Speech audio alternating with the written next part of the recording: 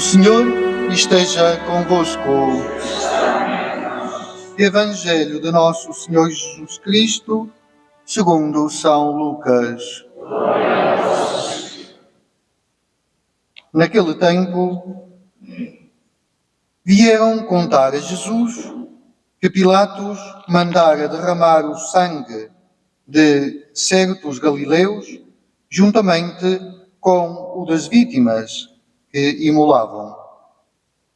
Jesus respondeu-lhes: julgais que por terem sofrido tal castigo, esses galileus eram mais pecadores do que todos os outros galileus? Eu digo-vos que não. E se não vos arrependerdes, morrereis todos do mesmo modo. E aqueles 18 homens que a torre de Siloé, ao cair, atingiu e matou, julgais que eram mais culpados do que todos os outros habitantes de Jerusalém? Eu digo-vos que não. E se não vos arrependerdes, morrereis todos de modo semelhante. Jesus disse então a seguinte parábola: certo homem tinha uma figueira plantada na sua vinha. Foi procurar frutos que nela houvesse, e não encontrou. Disse então ao vinhateiro: há 3 anos que venho procurar frutos nesta figueira, e não encontro. Deves cortá-la, porque há de estar a ocupar inutilmente a terra. Mas o vinhateiro respondeu-lhe: Senhor, deixa ficar mais este ano, e eu, entretanto, vou cavar-lhe em volta e deitar-lhe adubo. Talvez venha a dar frutos. Se não der, mandá-la-ás cortar no próximo ano. Palavra da salvação.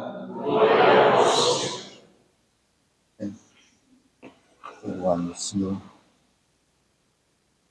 Caros irmãos, caras irmãs, caros jovens, caros irmãozitos, o Senhor vos dê a paz. Como dizia ao início, este tempo de Quaresma é um tempo de conversão. É um tempo em que o Senhor nos chama, nos desafia a mudar de vida.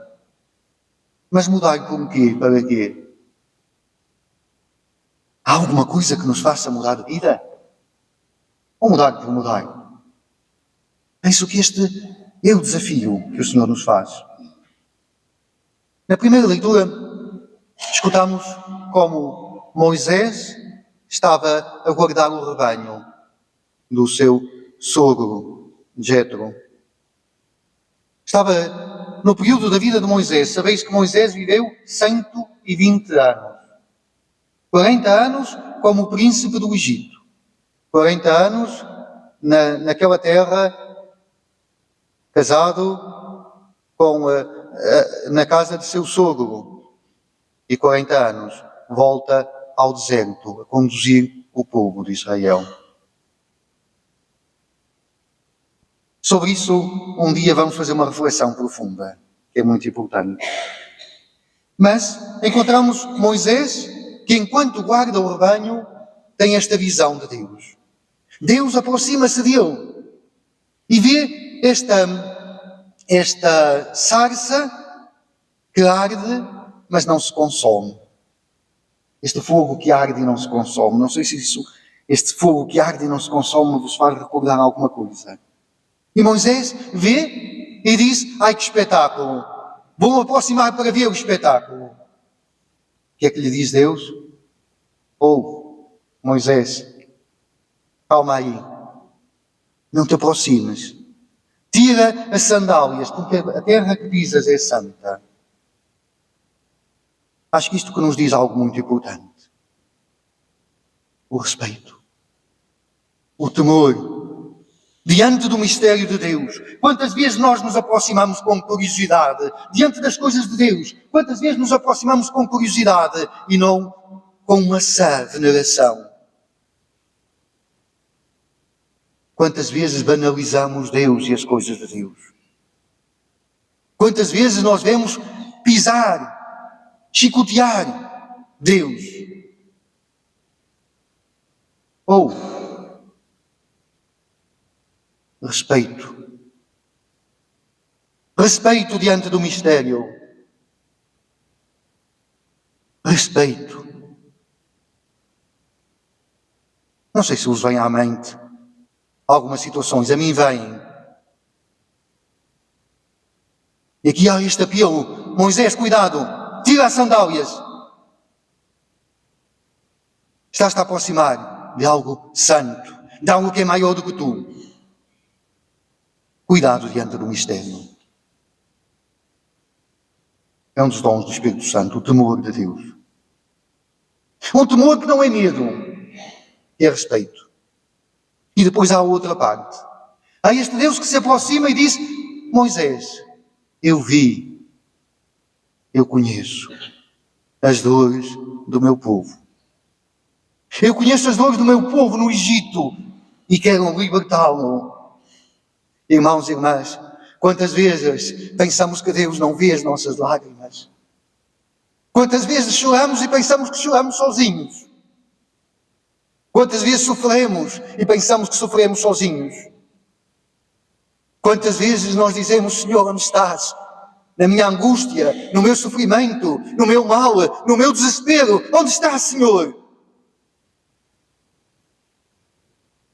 Este Deus é o Deus que diz: eu vi, eu vejo, eu escuto, eu estou próximo, eu estou contigo. Coragem. Este é o nosso Deus, o Deus próximo. Devemos tratar com mistério, com respeito, mas é o Deus próximo, é o Deus que vê, não é o Deus distante, não é o Deus insensível. É o Deus da minha vida, é o Deus que me conhece melhor que eu me conheço. É o Deus que sabe aquilo que eu preciso melhor do que eu sei. Então este Deus fala a Moisés e propõe um caminho de libertação. Este caminho que exige uma mudança. Diz São Paulo na segunda leitura: este povo de Israel, que bebia desta rocha que já era Cristo, já era a presença do Senhor, esta rocha que estava debaixo daquela nuvem, mas não mudou de vida. E se não mudarmos de vida, Deus não força a porta.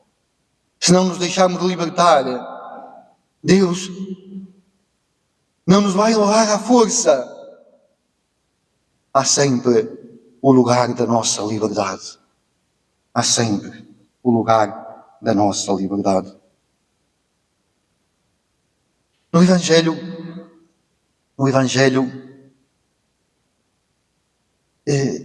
há aqui algo muito importante.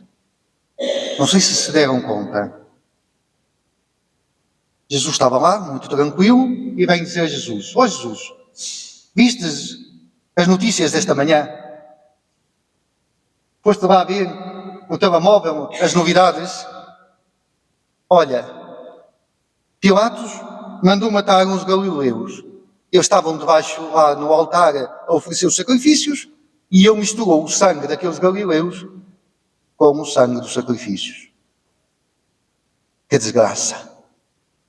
A morte de pessoas inocentes que estavam a oferecer a Deus o seu sacrifício e são mortas injustamente. E hoje, quantas injustiças! Quantas vezes nós começamos a mexer nas nossas notícias e diz: Deus, que desgraça! Porquê isto? Porquê? E aqui, o que é que eles estavam à espera? Estavam à espera de ouvir dizer: sim, que desgraça, diz Jesus. É verdade, é verdade. Ou então que Jesus dissesse: é castigo! Portaram-se mal. Quantas vezes dizemos isso? Foi castigo! Cuidado com Deus. Como usamos a palavra de Deus. Aquilo que eu dizia há bocadinho, de aproximar-se de Deus com cuidado, Também quando manipulamos as coisas, quando dizemos, aquilo aconteceu, foi por Deus, foi castigo.